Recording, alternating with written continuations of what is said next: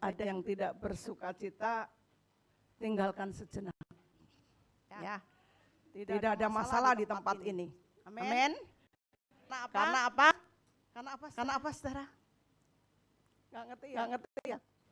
Karena kita mendapatkan kasih Bapa yang luar biasa. Hari ini kita memperingati bahwa 2000 tahun yang lalu karya Bapa mengasihi kita itu nyata. Dengan apa?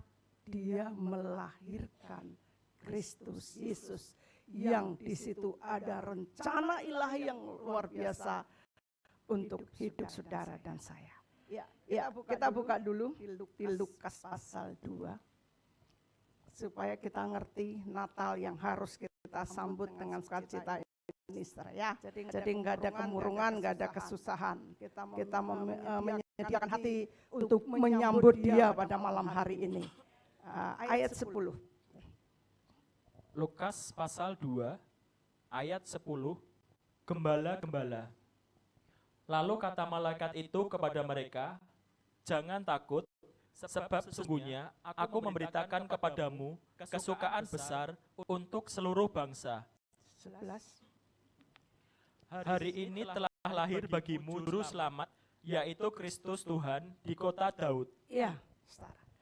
Di sini dikatakan bahwa hari ini, ya, jangan takut sebab sesungguhnya aku memberitakan kepadamu kesukaan besar bagi seluruh bangsa. Dan kita wajib bersyukur, saudara, karena kesukaan itu sampai kepada kita. Ada orang yang tidak bisa menyambut, tidak bisa mengerti kesukaan anugerah yang luar biasa yang Tuhan berikan untuk kita. Jadi pada malam hari ini ketika kita mau merayakan Natal, kita harus sadar bahwa ini kesukaan besar, ini anugerah besar. Karena Dia sudah turun ke dunia, maka kita menjadi sekarang ini. Amin. Kalau tidak, enggak tahu, saudara. Ya, nasibnya bagaimana? Enggak ada harapan, enggak ada terang. Tetapi malaikat memberitakan kepada gembala-gembala, hari ini telah lahir Sang Juru Selamat, yaitu Kristus. Sambut Dia dengan kesukaan besar. Itu bahasa ringannya begitu. Karena hari ini hari kesukaan besar, maka harus disambut, saudara. Hari besar, yaitu hari di mana karya Tuhan, anugerah Tuhan diturunkan untuk keselamatan kita. Keselamatan itu hal yang fundamental, hal terpenting. Apa artinya engkau sukses, engkau diberkati? Ya, kalau enggak ada keselamatan, enggak ada berkat. Ya, kerja keras, tapi enggak selamat. Dan keselamatan itu panjang ya. Tapi kita lihat di sini itu awal. Tuhan sudah memberikan anugerahnya yang diagendakan sejak manusia pertama jatuh. Dia rindu menyelamatkan dan awal langkahnya adalah Dia turunkan Kristus Yesus. Jadi saya berharap saudara mengerti kenapa engkau harus merayakan Natal, harus menyambut Dia. Dan ketika WL mengajak engkau bersukacita untuk memuji Tuhan dengan sukacita, kerjakan itu. Karena kita mau merespon dengan benar. Amin, saudara. Dan kita lihat, loncat saudara ya. Ayat yang ke-20. Ayat 20. Maka kembalilah gembala-gembala itu sambil memuji dan memuliakan Allah, karena segala sesuatu yang mereka dengar dan mereka lihat, semuanya sesuai dengan apa yang telah dikatakan kepada mereka. Ya, kita lihat gembala menyambut Dia datang, saudara. Dan dikatakan maka kembalilah sepulangnya. Dikatakan sambil memuji dan memuliakan Allah. Jadi ini penyambutan gembala, saudara. Penyambutan mungkin orang yang tingkat kurang diperhitungkan. Ya. Namun Tuhan itu luar biasa. Kita akan lihat ada penyambutan gembala, ada penyambutan raja-raja, yaitu orang Majus. Ada penyambutan Herodes. Semua itu mendengar, saudara. Dan yang sekarang ini adalah penyambutan kita. Bagaimana respon kita terhadap berita Natal? Bagaimana respon kita terhadap anugerah Bapa yang Dia nyatakan hari ini telah lahir kesukaan besar, yaitu Kristus sebagai juru selamat. Apakah kita bisa merespon dengan akurat, dengan benar? Mari kita lihat saudara di dalam diri kita. Karena dari tahun ke tahun tentunya usia kita bertambah, pengetahuan kita bertambah, kedewasaan kita bertambah, dan respon kita harus berbeda. Amin. Amin, saudara. Ya. Mari kita akan lihat, dan Natal ini saudara, seluruh dunia tahu itu hari yang luar biasa. Kalau saya lihat sejarah saudara ya, artinya ada 25 Desember, terus ada 1 Januari. Menjadi tahun pertama Masehi. Karena di culture-nya Israel itu anak laki-laki lahir 8 hari disunat dan itu baru dikatakan kehidupan.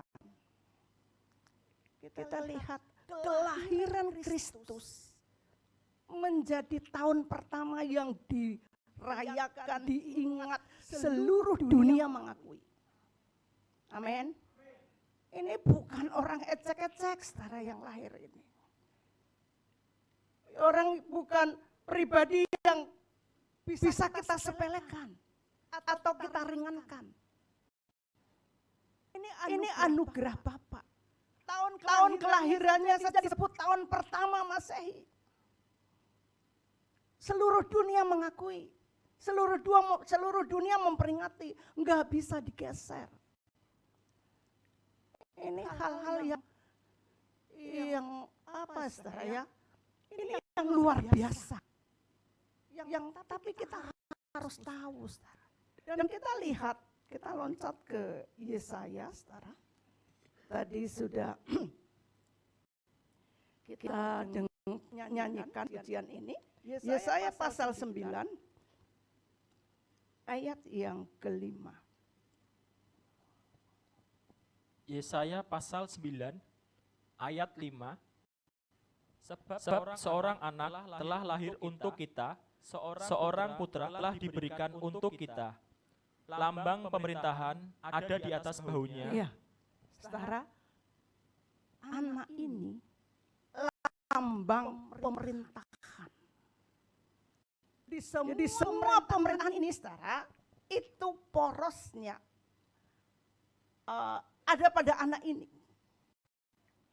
Dia kepala dari pemerintahan semuanya. Amin, saudara. Dia yang utama dari semua pemerintahan. Lambang pemerintahan ada di bahunya. Luar biasa, saudara. Saudara wajib sangat bersyukur-syukur, saudara. Engkau dipanggil dan dipilih untuk tahu tentang Dia, untuk menjadi Kristen. Dan ketika engkau menyambut Kristus, jangan ala kadarnya, karena anugerah besar itu turun atas kita. Amin. Lanjutkan. Dan namanya disebutkan orang, penasehat ajaib, Allah yang perkasa, Bapa yang kekal, Raja damai. Banyak sekali predikatnya, saudara. Penasehat ajaib. Dia itu segala hikmat, saudara. Ya. Kalau saudara punya perkara, saudara nggak tahu cara keluarnya, datang pada penasehat ajaib. Amin. Dikatakan dia penasehat ajaib. Dan jawabannya itu ajaib, saudara. Ya, saudara. Saudara punya pengalaman di situ? Mungkin dunia bisa menjawab ABCD. Tetapi ketika dia bersuara, dia memberikan firman, dia memberikan hikmat. Tangkap itu. Itu yang terbaik. Luar biasa. Dia penasehat ajaib. Jadi engkau punya nasihat ajaib sejak Kristus lahir. Amin. Karena seorang anak lahir dia penasehat ajaib. Tidak ada perkara yang tidak terselesaikan. Tidak ada kebimbangan. Tidak ada orang menjadi stres karena memikirkan perkara. Karena ada penasehat ajaib. Amin, Sarah. Tinggal saudara mau datang atau tidak. Kadang orang bergaya datang, tapi nggak mau dengar. Tuhan memberi solusi, nggak mau tahu. Jalan pikirannya yang jalan. Maunya, kehendaknya, dagingnya. Tapi ketika engkau mempercayai dia penasehat ajaib, maka kita harus percaya. Tidak ada jalan sendiri. Jemaat Petra sudah tahu ya, cara mendapatkan jawaban dari Tuhan. Pegang itu. Ya. Hikmat pertama-tama murni. Kalau sudah dipikirkan, sudah dirancang, sudah diolah, itu sudah error.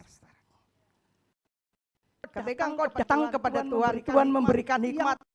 Yang pertama yang murni. Ya, jangan diolah lagi. Kalau diolah sudah tidak murni. Ya, jadi tahun 2026 yang digambarkan penuh kegersangan. Tapi kita punya penasehat ajaib. Kapan engkau harus terbang, naik karpet terbang, sehingga tidak melalui gersang tak gersang. Engkau harus tahu itu. Amin. Gunakan predikat Yesus yang adalah penasehat ajaib. Dahsyat saudara ya. Kita lihat lagi Allah yang perkasa, Bapa yang kekal, Raja damai. Saudara, damai itu dibutuhkan. Kalau orang tidak damai, itu banyak penyakit.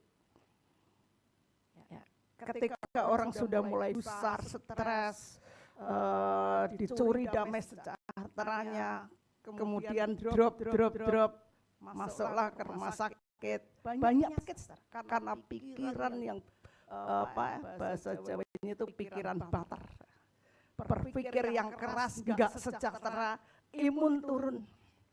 Tetapi di sini Raja Damai itu luar biasa, saudara. Datang kepada dia dan ketika dia menyatakan firman-Nya, kita tangkap, saudara. Kita turuti, maka di situ ada damai.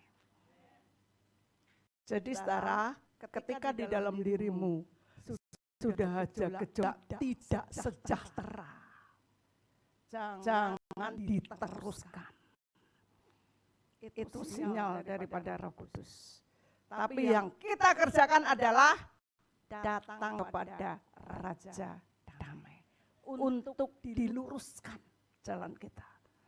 Amin. Nah, saya tidak panjang lebar perkara itu karena tema kita adalah kasih Bapa menyatukan kasih di antara kita. Menyatukan kasih kita atau kasih di antara kita. Jadi kita sudah tahu bahwa Bapa mengasihi kita dengan menurunkan anaknya yang tunggal. kira-kira saudara, kalau saudara dikasihi, senang enggak? Senang ya. Terus saudara mau balas enggak? Dengan apa? Dengan kasih. Kalau saya dibaiki, saya dikasihi, saya harus mengasihi. Saya harus baik. Itu berkeadilan. Dan itu hukum Tuhan. Adalah hukum keadilan. Jadi hukum di dunia ini awalnya Tuhan yang buat, saudara. Tentang keadilan. Nah, sekarang ini Bapa mengasihi, Tuhan mengasihi karena begitu besar kasih Allah akan dunia ini, dikaruniakan anak yang tunggal. Jadi kita mendapatkan karunia itu karena Bapa mengasihi kita. Amin. Dan kasih Bapa ini harus kita sambut dengan kita mengasihi Dia. Terus mengasihi Dia bagaimana? Apakah saudara berdoa 24 jam atau memuji Tuhan dengan nangis-nangis itu tanda mengasihi Dia? Mari kita lihat ayatnya, saudara. 1 Yohanes pasal 4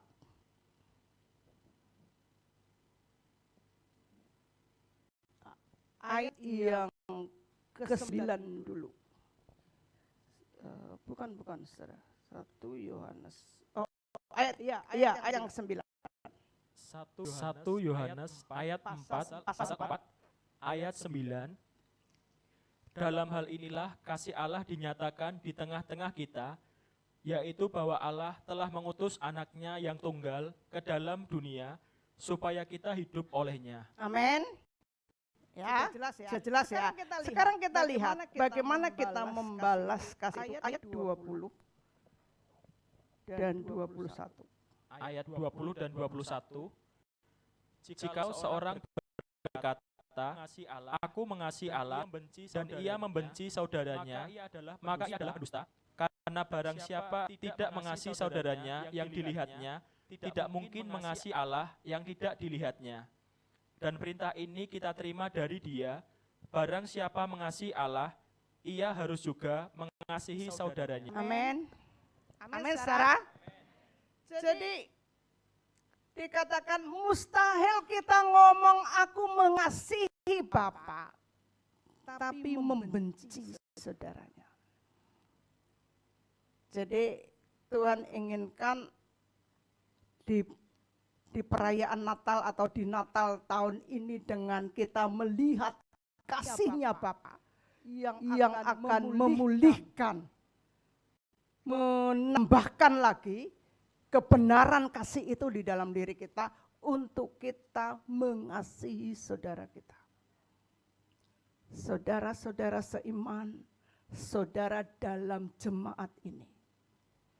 Karena gereja Petra ini, saudara, kita semuanya tahu ada destiny Tuhan. Ya. Ada rencana Tuhan yang Tuhan sudah nyatakan lewat firman-Nya, lewat pewahyuan, yang harus kita mulai kerjakan. Namun kita bangun dulu pondasi. Destiny itu destiny korporat, bukan destiny pribadi saya atau pribadi pelayan-pelayan, tetapi secara utuh jemaat Tuhan.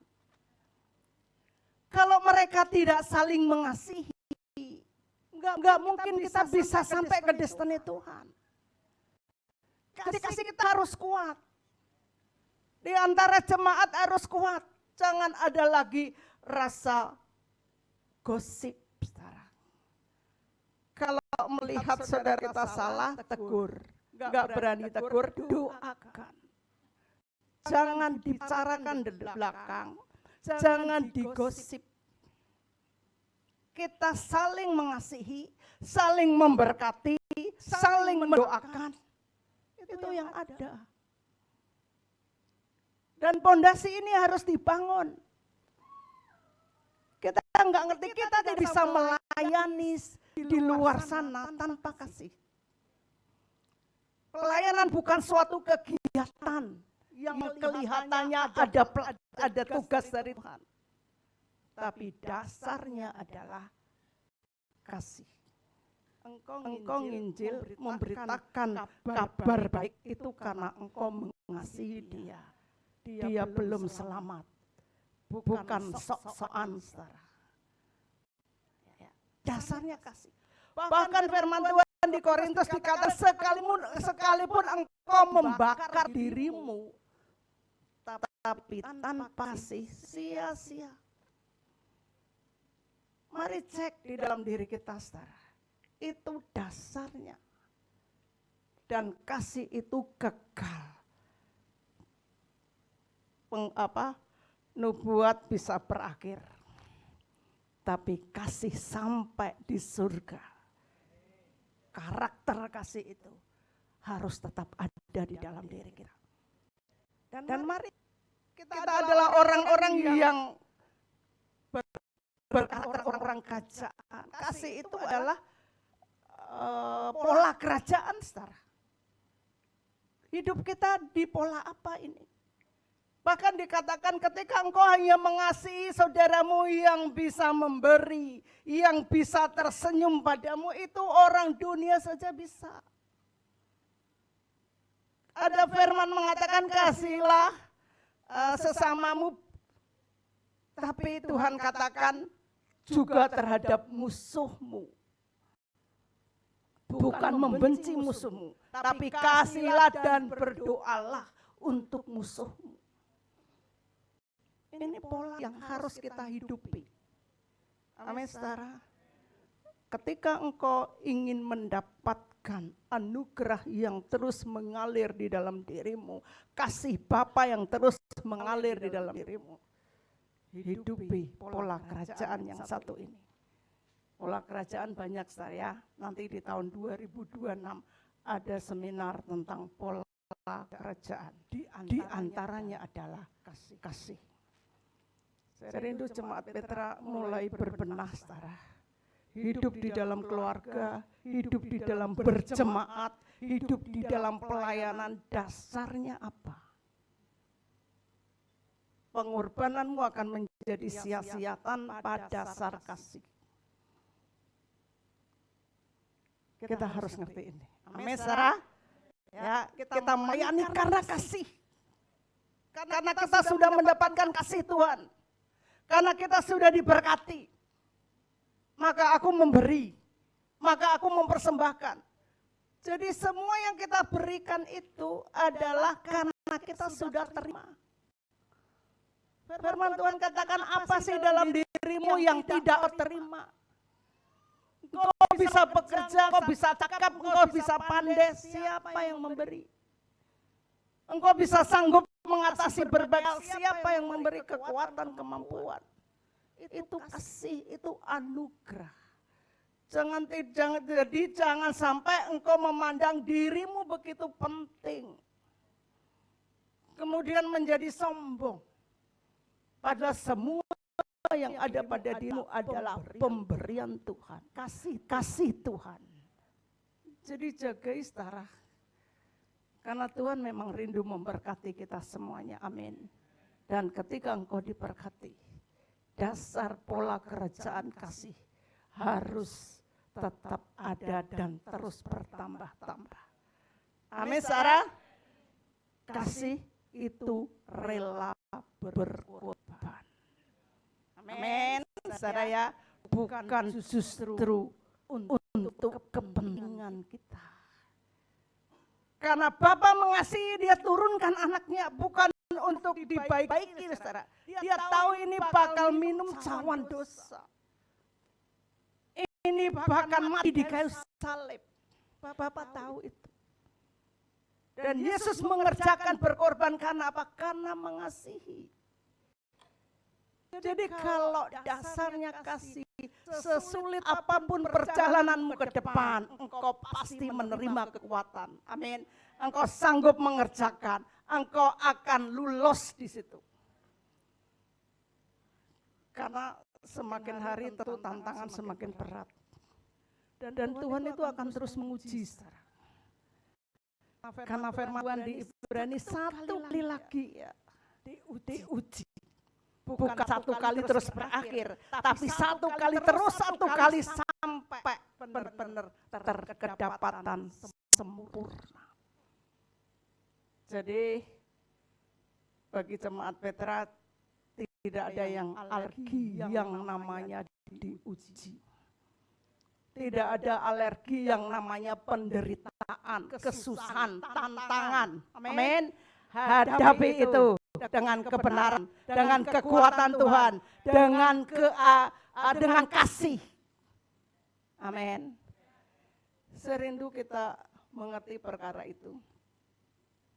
Sehingga ke depan diperbaikilah hubungan kita dengan sesama jemaat. Amin. Tidak ada lagi yang gosip-gosip ya, tidak ada lagi yang memfitnah, tapi kita saling mengasihi. Ingat, kita mau jalan bersama. Secara korporat kita jalan bersama. Jadi satukan dulu kasih kita. Amin. Nah, kita mau menuju kepada destiny yang Tuhan sudah tetapkan. Dan ingat, setiap kita punya salib masing-masing. Dan jangan sampai ada yang memotong salib, karena semuanya itu berguna untuk keselamatan kita. Amin. Siap saudara? Ya, hari ini hari yang luar biasa. Hari ini hari di mana kita mengingat anugerah yang luar biasa itu, yaitu kasih Bapa, kelahiran Kristus. Ya, itu terang buat kita. Ya, karena terus hari pas hari Dia menuntun kita. Ya. Ketika Dia adalah terang, ya. Jadi ketika dunia gelap, kita aman. Amin.